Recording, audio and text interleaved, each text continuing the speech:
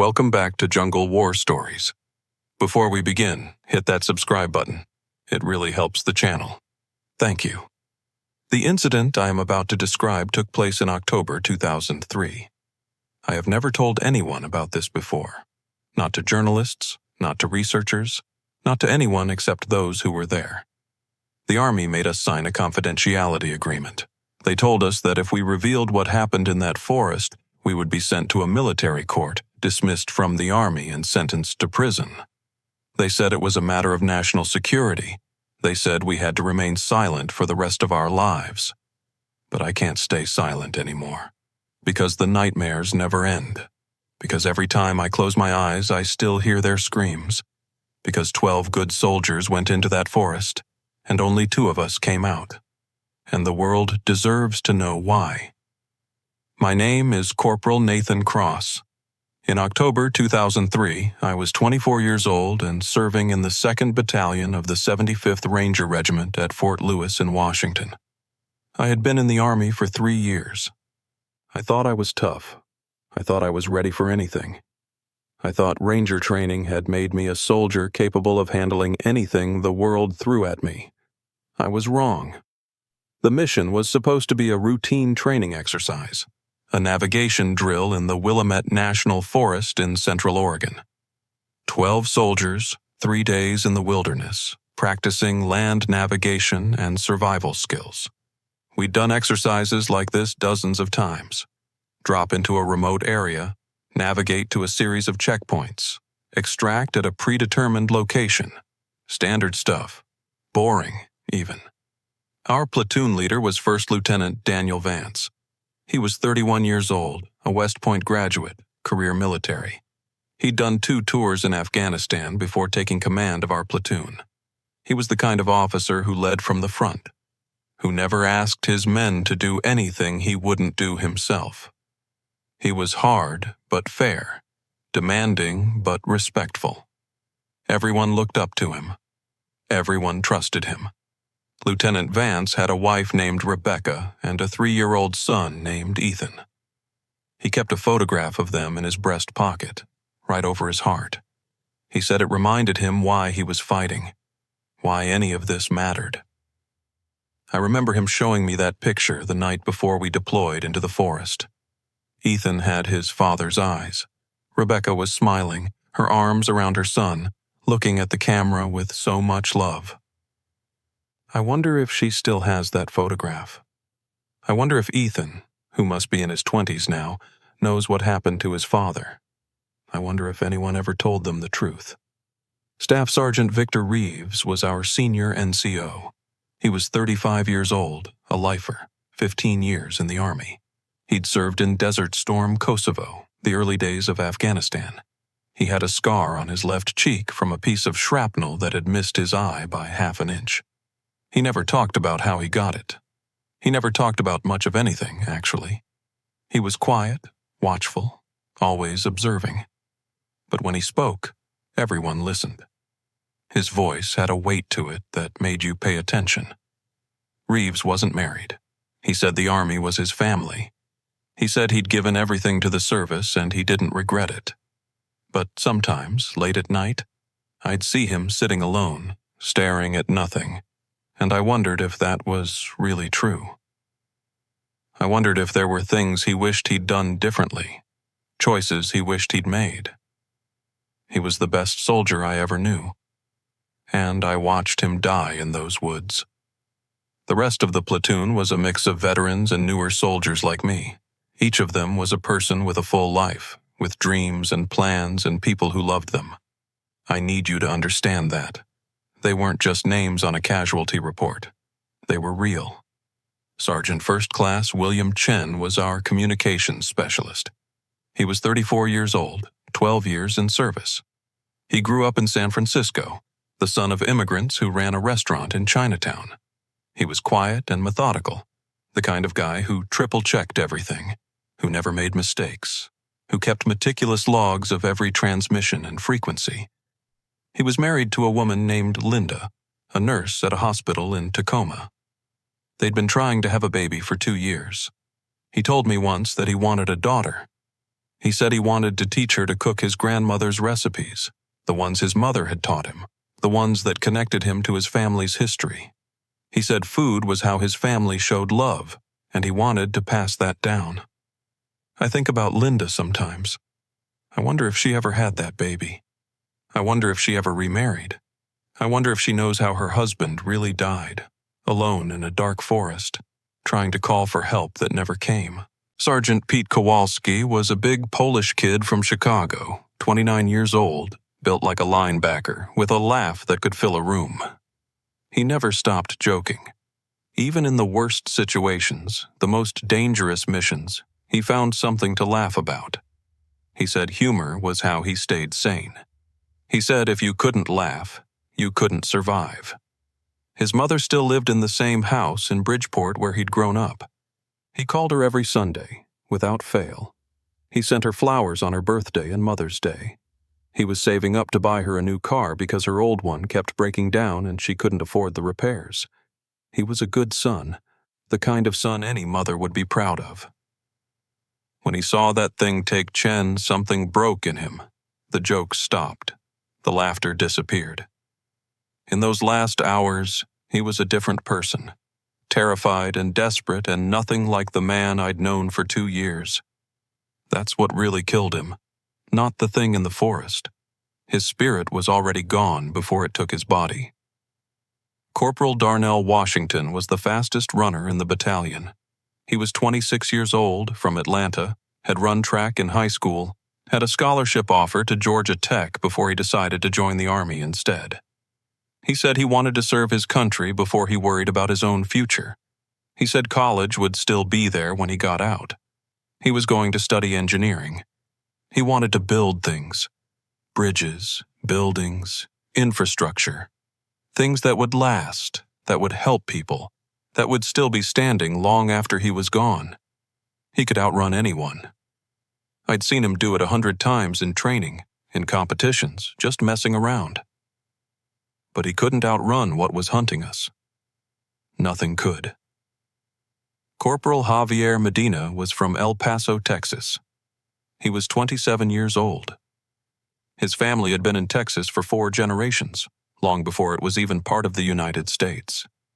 He was proud of his heritage, proud of his family, proud of the long line of soldiers in his bloodline. His grandfather had fought in World War II. His father had served in Vietnam. He saw military service as a sacred duty, a way of honoring those who came before him. He sent money home every month, half his paycheck, to help his parents and his younger sisters. His father had been injured in a construction accident and couldn't work. His mother cleaned houses.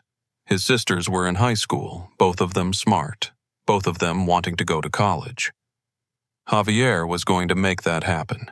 He was going to be the one who lifted his family up. He disappeared without a sound, in the middle of the formation, surrounded by other soldiers. 1 second he was there, the next he was gone. I never even got to say goodbye. Specialist Chris Palmer was 19 years old, fresh out of training on his first real assignment. He was from a small town in Iowa, cornfields and church on Sundays and Friday night football. He was young and eager and so desperate to prove himself that it hurt to watch. He asked questions constantly, wanted to learn everything, wanted to be the best soldier he could be. He reminded me of myself when I'd first joined. That combination of excitement and fear and determination. He had a girlfriend back home, Sarah. They'd been together since sophomore year of high school. He was going to propose when he got back from this exercise.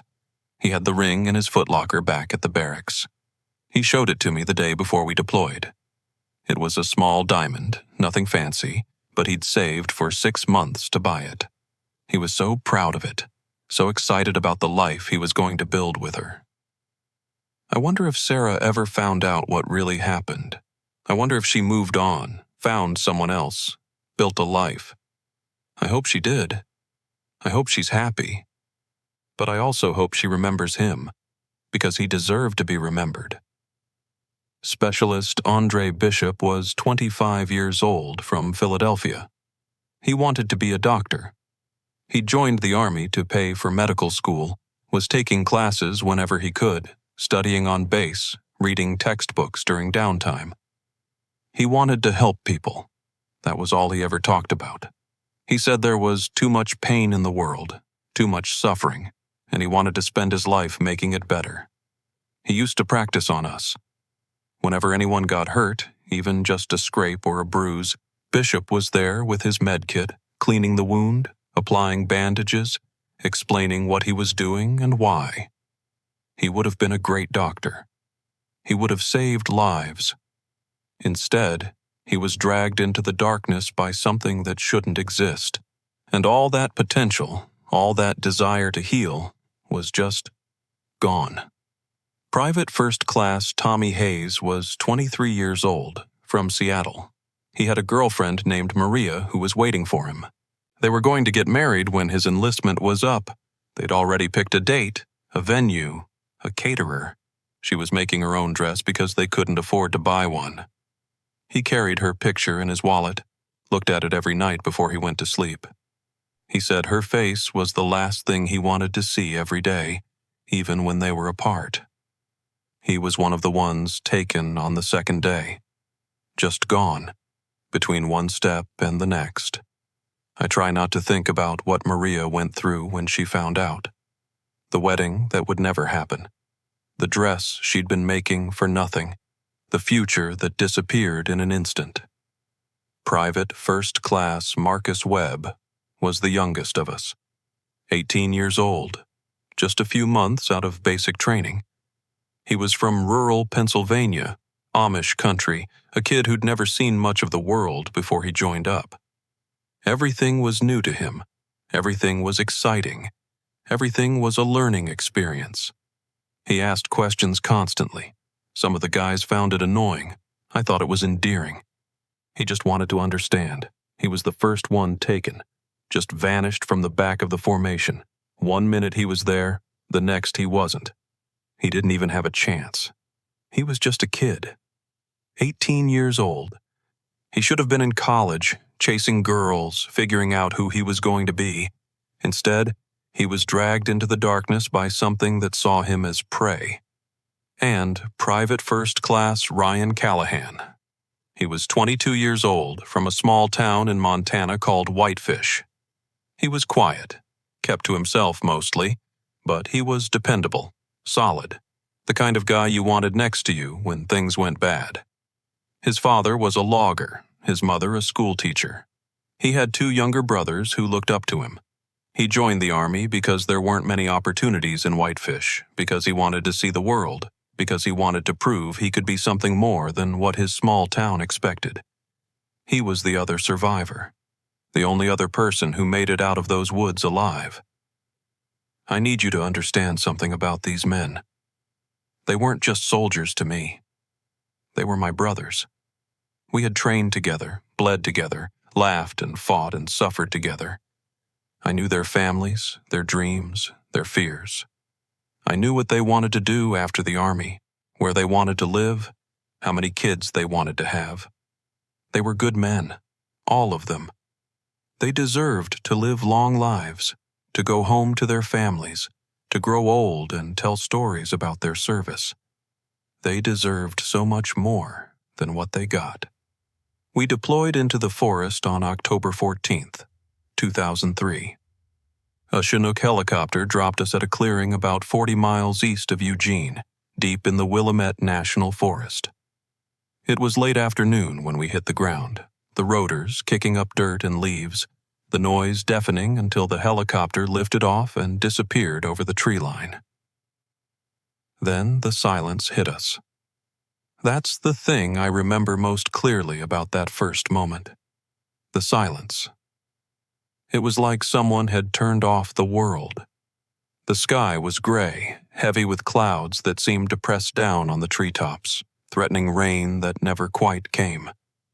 The trees pressed in around the clearing, tall Douglas firs, some of them hundreds of years old, their trunks wider than cars, their branches blocking out most of the remaining daylight.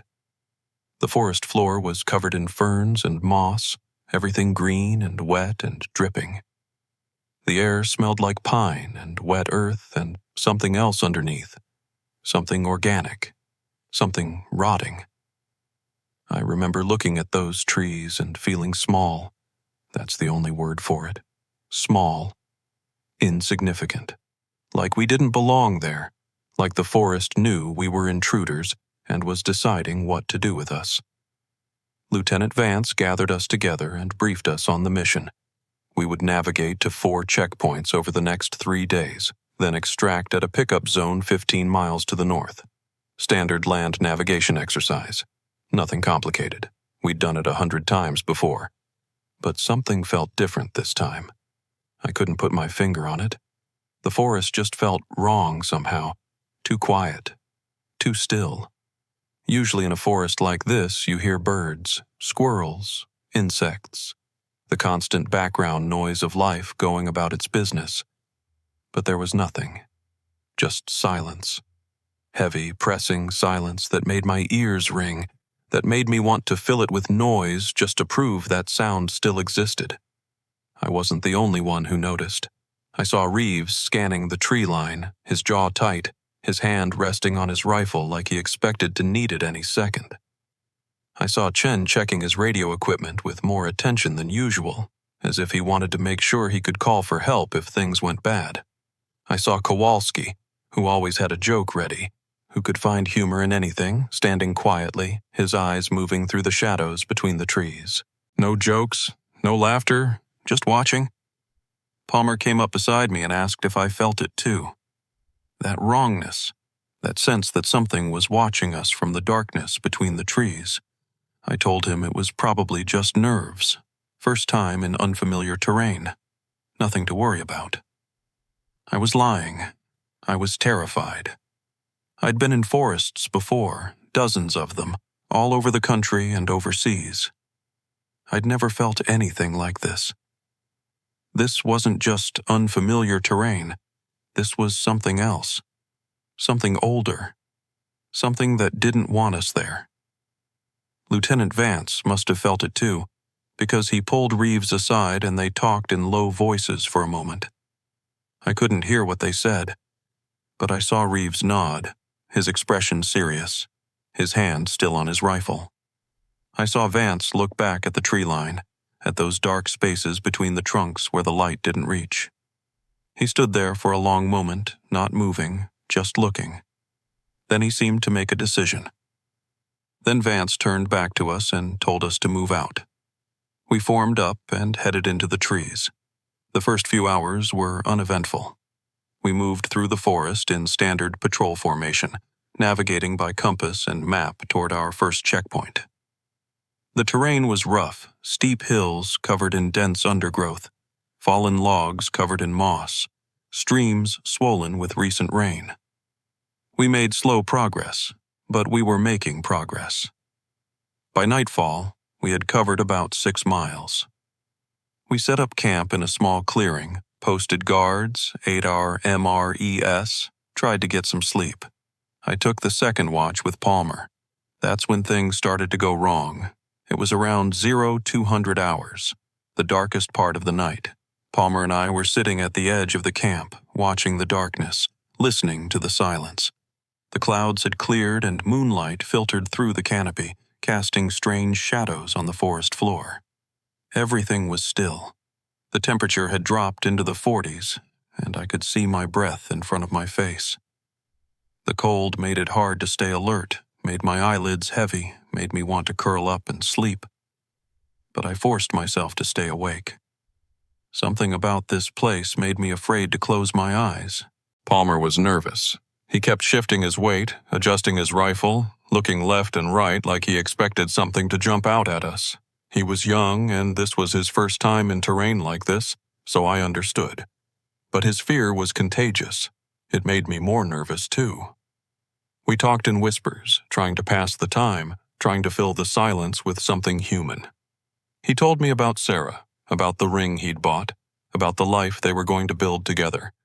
A house in Iowa, close to both their families. 3 kids, 2 boys and a girl. A dog, maybe 2. A garden in the backyard where they'd grow vegetables. Simple things. Good things. the kind of life that most people take for granted. I told him it sounded perfect. I told him he was lucky to have found someone he loved that much. He smiled and said he knew. Then he grabbed my arm. His fingers dug in hard enough to hurt. He pointed into the trees. Something was moving out there. I raised my rifle and looked through the scope. The night vision made everything green and grainy, hard to make out. At first, I didn't see anything, just trees and shadows and darkness. Layer after layer of forest, going back forever, impenetrable. But then I caught movement. A shape, maybe 50 yards out, moving between the trunks. It was big. Too big to be a deer or a coyote, bigger than a bear. And it was moving wrong. Not walking, not running. Something in between. Something that didn't match any animal I knew. The way it moved was fluid but also jerky, like it was used to moving on different terrain, in different conditions, like it was adapting to this environment but didn't quite fit. My heart was pounding. My finger was on the trigger, but I didn't fire. I didn't know what I was looking at. I didn't know if it was dangerous. I didn't want to start shooting at shadows and wake the whole camp for nothing. I was about to call out to wake the others when the shape stopped.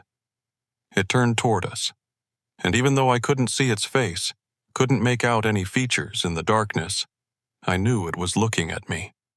I could feel its eyes on me like a physical weight, like heat on my skin, like hands pressing against my chest. It was aware of me. It knew I was there, and it was deciding something. We stared at each other for what felt like hours, but was probably only seconds. I didn't breathe. I didn't move. I just stared at that shape in the darkness, my whole body frozen, my mind screaming at me to run. Then the shape turned and disappeared into the forest. No sound, no rustling of leaves or snapping of branches. It just melted into the darkness like it had never been there, like it was part of the shadows, part of the trees, part of the forest itself. Palmer's hands were shaking. His face was white in the moonlight. He asked me what that was. I said I didn't know, and I didn't. But I knew we needed to tell the lieutenant. I woke Vance and reported what we'd seen. He listened carefully, asked questions, then woke Reeves and Chen. They discussed it in low voices while the rest of the platoon slept. I heard words like wildlife and bear and mountain lion, rational explanations, normal explanations. But I could tell they didn't believe their own words. I could see it in their eyes. They knew, just like I knew, that what we'd seen wasn't any animal we'd ever encountered. Vance made a decision. We would continue the mission, but with heightened security. Double watches, tighter formation, weapons ready at all times. If we saw anything else, we would report it immediately. We broke camp at first light and moved out. The second day was when people started disappearing. We were navigating through a particularly dense section of forest, old growth trees so thick that almost no light reached the ground. The undergrowth was heavy, ferns and brambles that grabbed at our legs and slowed us down. Visibility was maybe 20 yards in any direction. We had to stay close together to maintain visual contact. Webb was bringing up the rear of the formation. He was maybe 15 feet behind Medina, who was in front of him. I was near the middle, behind Washington, in front of Hayes. I heard Medina call out Webb's name. I turned around. Webb was gone. Just gone. 1 second he was there, the next he wasn't. No sound. No cry for help. No sign of struggle. He had simply vanished. We stopped immediately. Vance called a halt and we spread out to search. We searched for an hour. We called his name until our voices were hoarse. We checked every direction, every tree, every shadow. Nothing. It was like he had never existed. Like the forest had just swallowed him whole. Vance was on the radio, trying to reach command to report a missing soldier and request extraction. But the radio wasn't working. Chen checked the equipment, checked the frequencies, checked everything. The gear was fine. There was just no signal. Something was blocking it. We were on our own. Vance made a decision. We would continue toward the extraction point at double time. It was our best chance of getting help, of getting out of this forest. We would stay together, no one more than arm's length apart. We would not stop until we reached the pickup zone. We moved out, but we were scared now, all of us. I could see it in everyone's faces, hear it in their breathing, feel it in the way they gripped their rifles. Something was out there. Something was hunting us. An hour later, Bishop was gone. He was in the middle of the formation, surrounded by other soldiers. Chen was right next to him. Chen said he looked away for 1 second, just 1 second to check his compass, and when he looked back, Bishop wasn't there. We searched again, called his name, found nothing. 2 men gone. No bodies, no blood, no tracks, nothing. That's when Kowalski started to lose it. He was pacing, muttering to himself, his eyes wild. He said this wasn't possible. He said people didn't just disappear. He said we needed to get out of here right now. Forget the extraction point, just pick a direction and run. Reeves grabbed him by the shoulders and looked him in the eye. He told him to hold it together. He told him that panic would get us all killed. He told him that we were going to make it out of this, but only if we stayed calm and stayed together. Kowalski nodded. He took a breath. He pulled himself together. But I could tell he didn't believe it. None of us did. We were being hunted, picked off one by one, and there was nothing we could do about it. We kept moving. What else could we do? The third disappearance was Medina, then Palmer, then Hayes. Each time, the same thing. One moment they were there, the next they were gone. No warning, no sound, no chance to react. Whatever was taking them was fast and silent and completely invisible.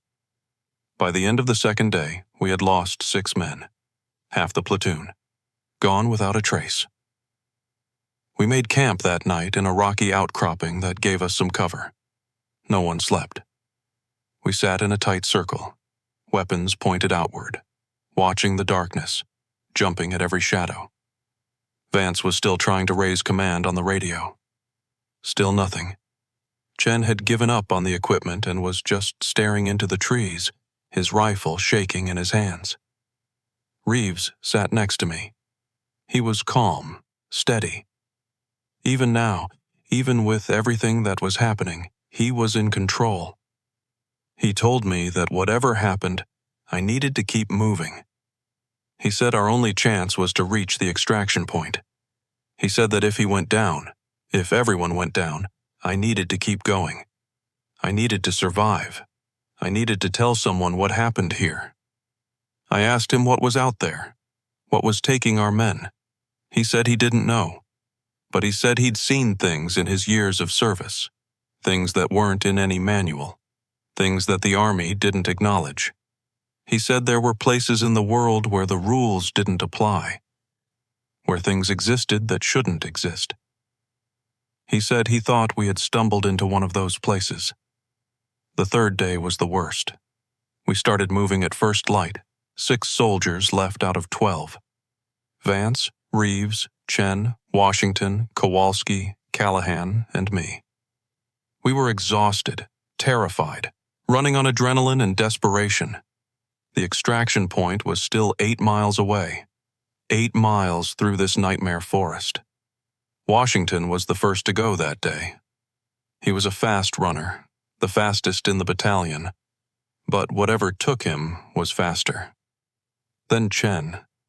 He had just gotten a brief burst of static on the radio, thought he might be getting through. He turned to tell us, and then he was gone. Kowalski saw it happen. He saw something grab Chen from behind, something dark and fast that came out of nowhere. He said it pulled Chen into the shadows between 2 trees, and they both vanished. Kowalski opened fire. He emptied his entire magazine into the trees, screaming, tears running down his face.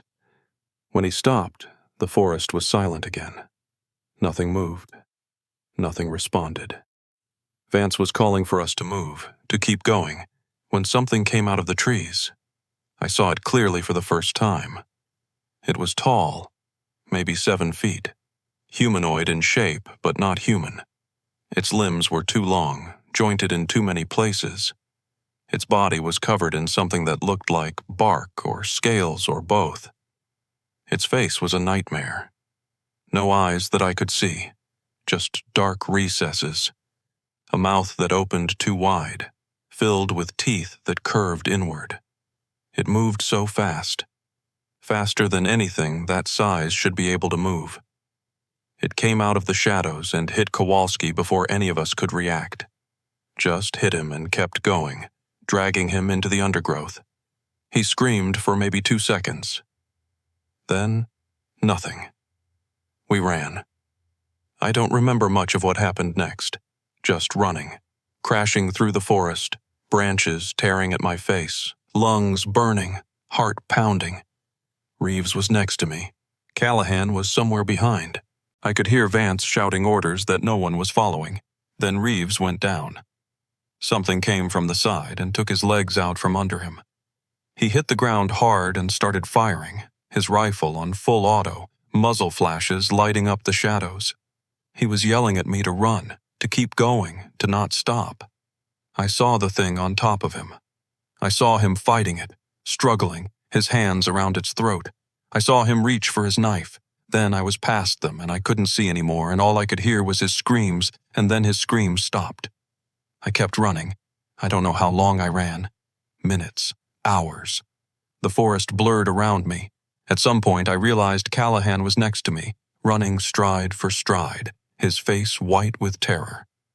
At some point I realized I couldn't hear Vance behind us anymore.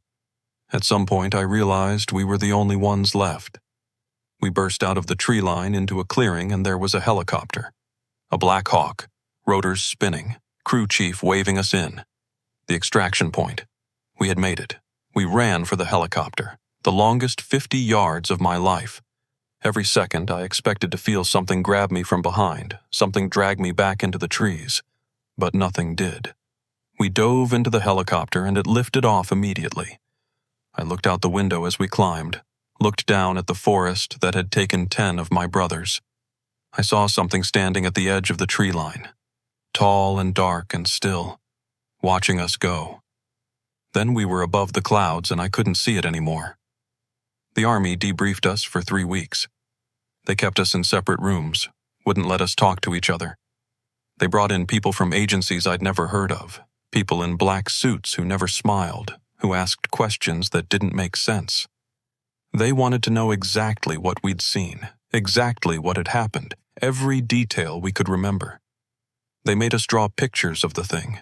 They made us describe it over and over from different angles in different lighting. They asked about its movements, its sounds, its behavior.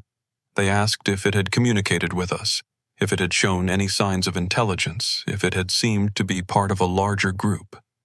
Then they told us what had happened. Training accident, navigation error. Our platoon had gotten lost, wandered into dangerous terrain, and 10 soldiers had died in a series of falls and drownings. Tragic, but explainable. Bodies unrecoverable due to the remote and hazardous location. That was the official story. That was what they told the families. Lieutenant Vance's wife, Rebecca, received a folded flag and a letter from the battalion commander expressing condolences for her husband's death in a training accident. No one told her that her husband had died fighting something inhuman. No one told her that he had led his men with courage until the very end. No one told her the truth.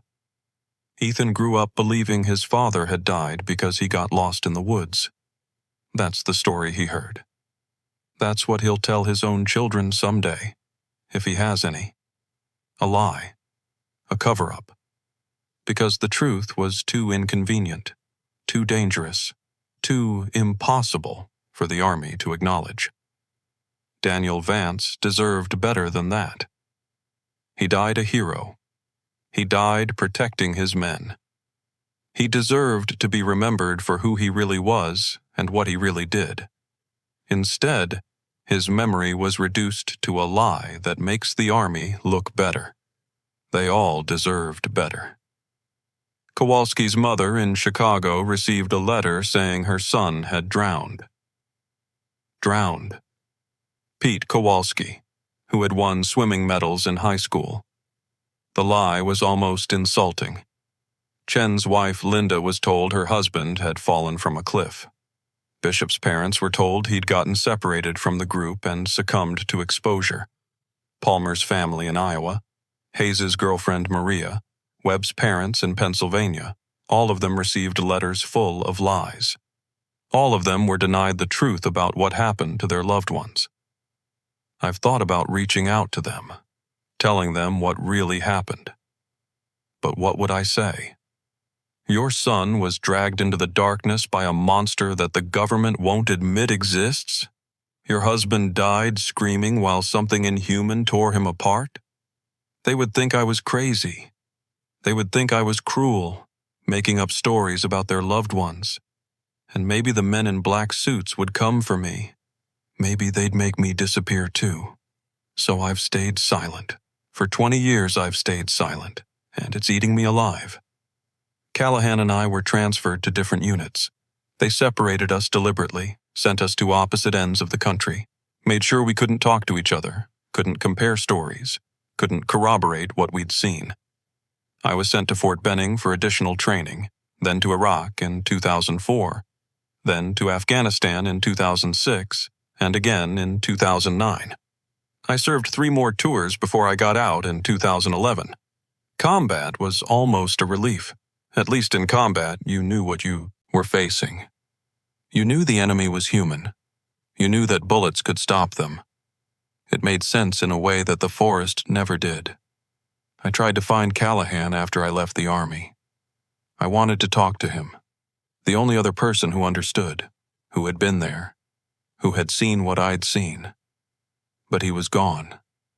Discharged in 2008, no forwarding address, no contact information. I hired a private investigator to look for him.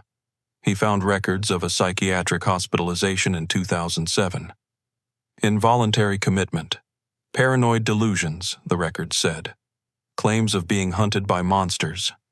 He was in for 6 months, then released, and after that, nothing. He just disappeared. I hope he's okay. I hope he found some way to live with what we experienced. I hope he's somewhere safe, somewhere peaceful, maybe somewhere far away from forests and trees and darkness. But I don't think he is. I think what happened in Oregon broke something in him that couldn't be fixed. I think he's either dead or wishing he was. I haven't fared much better. The nightmares started immediately and they've never stopped. Every night, I'm back in those woods. I see their faces. Webb, so young, always asking questions. Bishop, who wanted to be a doctor, who wanted to save lives. Palmer, just 19 years old, showing me the ring he'd bought for Sarah. Kowalski, laughing at his own jokes, then crying when he saw the thing that took Chen. Hayes, looking at Maria's picture before he went to sleep. Medina, talking about his sisters, how proud he was of them. Washington, running, always running, but not fast enough. Chen, trying to reach help that never came. Reeves, telling me to keep going, to survive, to tell someone what happened. And Vance, Daniel Vance, who kept his family's picture over his heart, who led from the front, who never made it home to his wife and son. I see them all, every night. I hear their screams. I feel their fear. I watch them die, over and over and over. I wake up drenched in sweat, sometimes screaming, sometimes crying. I've learned not to sleep next to anyone because I thrash and fight in my dreams. I've learned not to have pets because I once kicked my dog in my sleep and couldn't forgive myself. I've learned to avoid alcohol before bed because it makes the nightmares worse. But that means I have to face them sober. I'm 54 years old now. I've been married and divorced twice. The first one lasted 3 years, the second one lasted 5. Both of them left for the same reason. They couldn't live with whoever I became when the sun went down. They couldn't compete with the ghosts that shared our bed. I have a daughter from my first marriage, Emily, who's 23 now. She lives in San Diego. I talk to her maybe once a month. I've missed most of her life. Most of her birthdays, her graduation, her first heartbreak. I was either deployed or too messed up to be there. She says she loves me, but I can hear the distance in her voice. I'm her father, but I'm also a stranger. My son, Jake, is 19. He's from my second marriage. He won't talk to me at all. He blames me for the divorce, for his mother's drinking, for everything that went wrong. Maybe he's right to blame me. I wasn't there for him either. I was too busy fighting demons he couldn't see. I've worked a dozen different jobs since I left the Army. Construction, security, truck driving, warehouse work. Nothing lasts. I can't stay in one place for too long. I get restless, paranoid, jumpy. I see things in the shadows that aren't there. I hear sounds in the silence that don't exist. I'm always waiting for it to come back, for that thing in the forest to find me again. The VA says I have PTSD. They gave me pills that make me numb and therapy that doesn't help because I can't tell them the real reason I'm broken. I can't tell them about the forest. I can't tell them about what's still out there.